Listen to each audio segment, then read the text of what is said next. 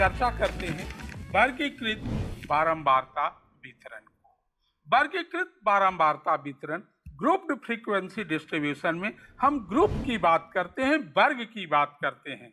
यहाँ पर जब वर्ग की बात करते हैं तो वर्ग अर्थात वर्ग अंतराल की चर्चा करते हैं। तो वर्ग अंतराल में प्रत्येक वर्ग की दो सीमाएं होती है और जिन दो सीमाओं से वर्ग बनता है उन्हें हम वर्ग सीमाएं, क्लास लिमिट्स कहते हैं। हम एक उदाहरण आपको प्रस्तुत कर रहे हैं कि जैसे एक वर्ग अंतराल 0 से 10 है, ये 0 जो है उस वर्ग अंतराल की निम्न सीमा है और 10 जो है उस वर्ग अंतराल की ऊपरी सीमा या उच्च सीमा है।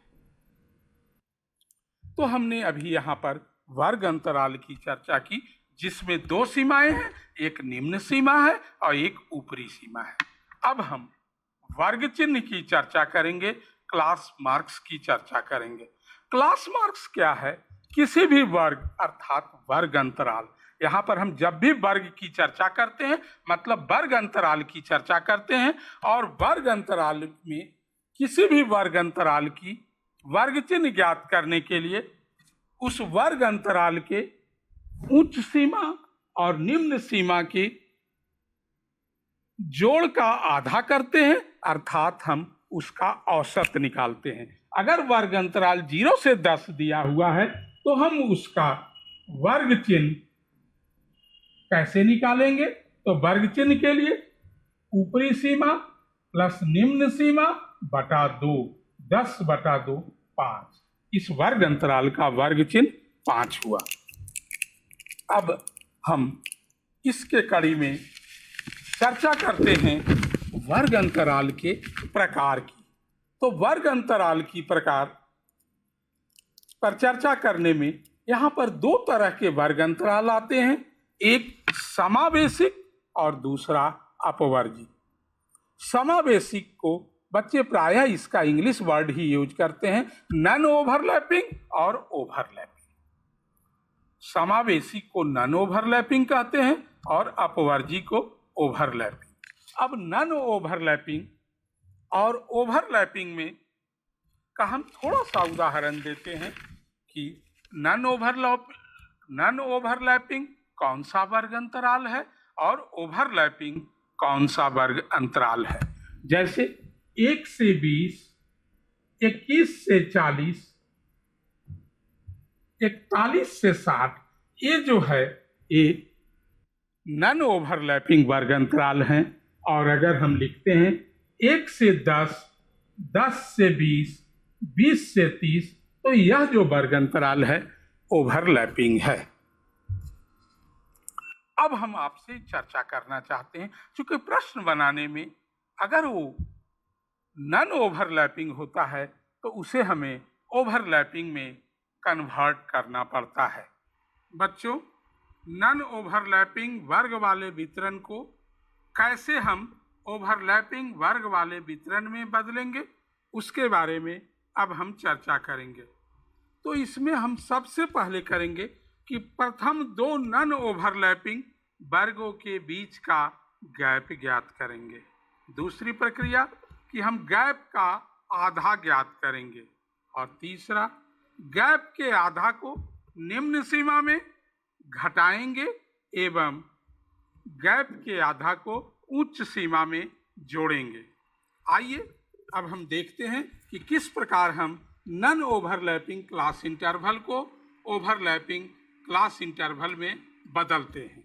तो यहाँ देखिए हम एक लिखे नॉन ओवरलैपिंग क्लास इंटरवल और यहाँ ओवरलैपिंग क्लास इंटरवल। 1 से 10, 11 से 20, 21 से 30, 31 से 40। यहाँ पर हम सबसे पहले गैप ज्ञात करेंगे। तो गैप यहाँ देखिए कि 1 से 10 है, यहाँ 11 से 20 है, तो गैप मेरा हो गया 11 माइनस 10 यानी 1। गैप मेरा 1 प्राप्त हुआ। अब हमने कार्यविधि में बताया था कि गैप का आधा करते हैं, तो 1 का आधा 1/2 यानी 0.5 हुआ। तो हम निम्न सीमा में 0.5 घटाएंगे और उच्च सीमा में 0.5 जोड़ेंगे। जैसे 1 में 0.5 घटाएंगे तो 0.5 होगा और 10 में 0.5 जोड़ेंगे तो 10.5। इसी तरह से 11 में 0.5 घटाएंगे तो 10.5 और 20 में 0.5 जोड़ेंगे 20.5। 21 में 0.5 घटाएंगे तो ये 20.5। 30 में 0.5 जोड़ेंगे 30.5। 31 में हम 0.5 घटाएंगे तो 30.5 और 40 में हम 0.5 जोड़ेंगे 40.5। इस प्रकार से ओवरलैपिंग क्लास इंटरवल 0 से 0.5 से 10.5, 10.5 से 20.5, 20.5 से 30.5, 30.5 से 40.5।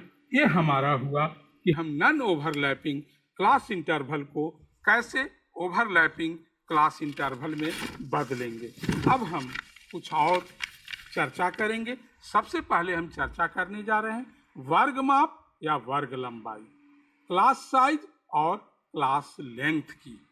तो क्लास लेंथ या क्लास साइज ज्ञात करने के लिए हम यहाँ पर ओवरलैपिंग क्लास के लिए कैसे ज्ञात करेंगे और नॉन ओवरलैपिंग क्लास के लिए कैसे ज्ञात करेंगे।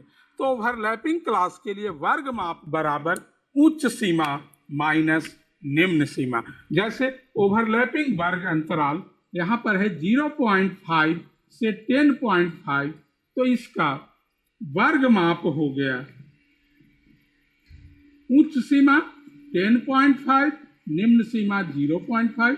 10.5 में 0.5 घटाए तो हमें 10 प्राप्त हुआ। अब हम चर्चा करेंगे कि नॉन ओवरलैपिंग वर्ग अंतराल को में हम कैसे वर्ग माप ज्ञात करेंगे। तो नॉन ओवरलैपिंग वर्ग अंतराल के लिए वर्ग माप बराबर होता है उच्च सीमा माइनस निम्न सीमा प्लस गैप। जैसे यहाँ पर 1 से 10 वर्ग अंतराल है, इसका हम वर्ग माप ज्ञात करते हैं। तो क्या कह रहा है, इसकी उच्च सीमा 10 है, निम्न सीमा 1 है, प्लस गैप, हमने गैप निकाला है 1, तो 10 माइनस 1 9 प्लस 1 10। यहाँ पर भी वर्ग माप हो गया 10। आपने देखा कि नॉन ओवरलैपिंग से ओवरलैपिंग में बदला, लेकिन वर्ग माप की लंबाई में कोई परिवर्तन नहीं हुआ। अब हम चर्चा करेंगे संचयी बारंबारता की। संचयी बारंबारता कॉम्युलेटिव फ्रीक्वेंसी क्या है। तो किसी अवर्गीकृत बारंबारता बंटन में चर x के किसी मान की संचयी बारंबारता उस मान एवं उससे छोटे मानों की बारंबारताओं का योग है। इसमें हम एक उदाहरण आपको लेते हैं कि हम यहाँ पर चर लिया बारंबारता और संचयी बारंबारता।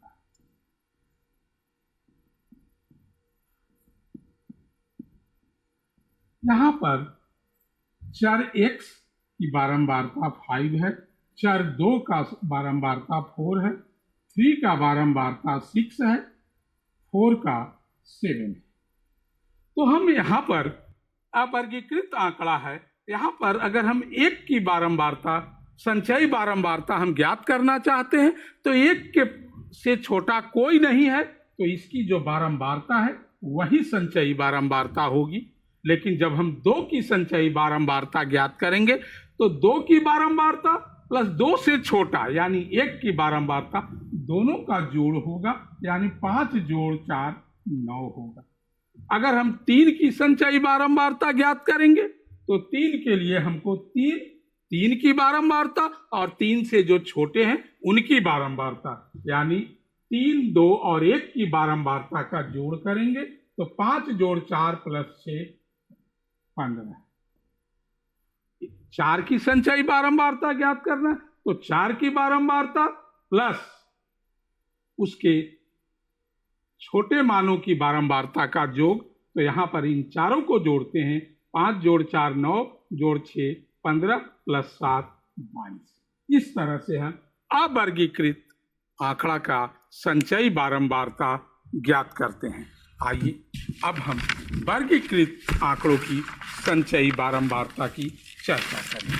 तो वर्गीकृत बारंबारता बंटन में संचयी बारंबारता उस वर्ग की बारंबारता एवं उससे पहले के सभी वर्गों की बारंबारताओं का योग है। इसके लिए भी हम एक छोटा सा उदाहरण आपको लेते हैं। जैसे देखिए ये वर्ग अंतराल बारंबारता और तीसरा संचयी बारंबारता, हम 3 लिए हैं। तो यहां पर जैसे वर्ग अंतराल 0 से 10, 10 से 20, 20 से 30, इनकी बारंबारता है 5, 7, 3। तो हम 0 से 10 वर्ग अंतराल की संचयी बारंबारता इसी जो पहले हम अवर्गीकृत में किए उसी प्रकार से होगा, क्योंकि उसके पहले कोई वर्ग अंतराल नहीं है। तो हम जो इसकी बारंबारता है वही संचयी बारंबारता होगी। लेकिन हम जब 10 से 20 की संचयी बारंबारता निकालेंगे तो इसकी बारंबारता और इसके पहले वाले दोनों का योग, तो 7 + 5 12 होगा।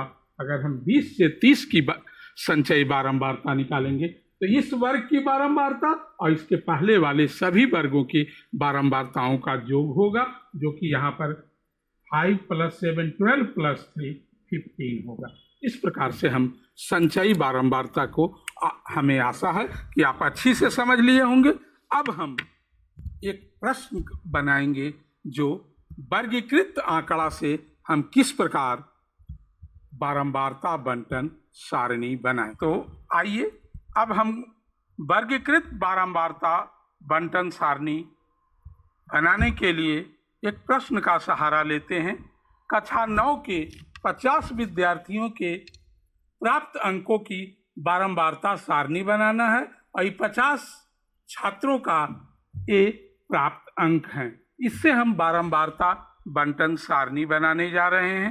तो बारंबारता बंटन सारणी में वर्ग अंतराल लेने के लिए हमें दिया हुआ है कि 0 से 10, 10 से 20 हमें लेना है। तो हमने वर्ग अंतराल बनाया 0 से 10, 10 से 20, 20 से 30, 30 से 40, 40 से 50, 50 से 60, 60 से 70, 70 से 80। आखिर यहाँ हम 80 से 90 क्यों नहीं लिए? तो हमने यहाँ पर इस आंकड़े में हमने देखा कि न्यूनतम अंक क्या है और अधिकतम अंक क्या है। तो आप देख रहे हैं कि न्यूनतम अंक इसमें अगर आप देखें तो 7 है और अधिकतम अंक हमारे पास जो है उसमें आप देखें अधिकतम अंक को हम देख रहे हैं 71 और 71 से भी अधिक है। तो हम यहाँ देख रहे हैं 71 है, अधिकतम अंक 71 है, यानी 70 से अधिक भी हमारे पास अंक है, इसलिए हमने 70 से 80 लिया। अब इस वर्ग अंतराल में एक चीज ध्यान देना है बच्चों कि हम 0 से 10 लिखे हैं, तो इसके अंतर्गत कौन कौन संख्या आएंगे? 0 और 0 से बड़ा लेकिन 10 से छोटा। अगर 10 मेरे पास है तो 0 से 10 में न लिखकर हम उसे 10 से 20 में अंकित करेंगे। 10 से 20 का अर्थ है कि 10 एवं उससे बड़ा और 20 से छोटा। इस प्रकार हम इन अंतराल में हमने देखा कि 0 से 10 के बीच एक संख्या है, तो हमने एक मिलान चिन्ह वो 7 है, तो हम यहाँ बारंबारता 1 दिए। 10 के बराबर और उससे बड़ा और 20 से छोटा में हमारे पास 5 अंक है, तो हमने ये 5 टैली मार्क 5 का यूज किया, ये 5 आ गए। उसी तरह से 20 और उससे बड़ा लेकिन 30 से कम का हम संख्या यहाँ पर हम देखें तो हमारे पास 4 है, तो हमने 4 यूज किया। 30 के बराबर उससे बड़ा लेकिन 40 से कम हमारे पास 15 अंक है, इसके लिए टैली मार्क हम 3 5 सिंबल वाले टैली मार्क को यूज किया, ये 15 है। 40 से 50 में हमारे पास 8 अंक है, यानी 40 के बराबर, उससे बड़ा लेकिन 50 से छोटा 8 अंक है। हमने 5 और 1 2 3 3 ऊर्ध्वाधर दंड का सहारा लिया, 8 हो गया। 50 से 60 में हमें 11 प्राप्त होते हैं, 60 से 70 में 4 और 70 से 80 में हमें 2 अंक प्राप्त होते हैं, 2 ऊर्ध्वाधर 2। इस तरह से बारंबारताओं का योग हम पाते हैं, यहाँ जोड़ते हैं तो हमें 50 की प्राप्ति होती है और हम 50 छात्रों के प्राप्त अंकों की बारंबारता सारणी बना रहे थे। तो ये हमारा बारंबारता बंटन सारणी हो गया। अगर हम इसी को संचयी बारंबारता सारणी बनाना है तो हम इसी सारणी को लिखेंगे। यहां पर हम एक और कॉलम बनाएंगे और उसे हम संचयी बारंबारता का नाम देंगे और उसको हम पूर्व में हम बता चुके हैं, उसके अनुसार से हम चर्चा करेंगे। क्योंकि इसके पहले कोई वर्ग अंतराल नहीं है, 1 और दूसरे में आए तो 1 और 5 का जोड़ 6, फिर यहाँ पर तीसरे में आए तो तीनों का जोड़, तो 6 4 10। इस प्रकार से 10 में 15 जोड़े 25, फिर 25 में 8 जोड़े 33, 33 में 11 जोड़े 44, 44 में 4 जोड़े 48 और 48 में 2 जोड़े 50।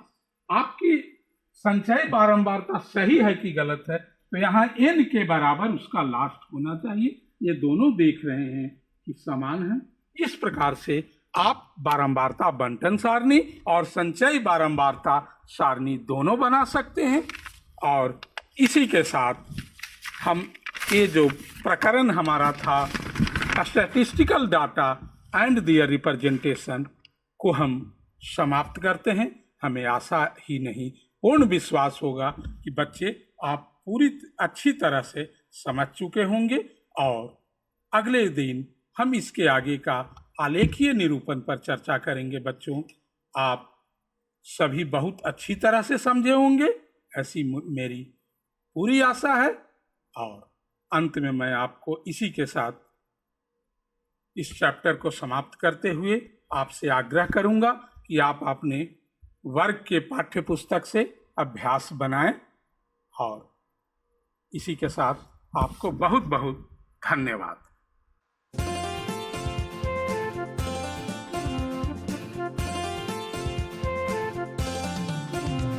मैं जिंदगी की नई पाठशाला, मैं जिंदगी की नई पाठशाला। जीने का तरीका सबका अब है बदलने वाला, जीने का तरीका सबका अब है बदलने वाला। नई जिंदगी की नई पाठशाला, नई जिंदगी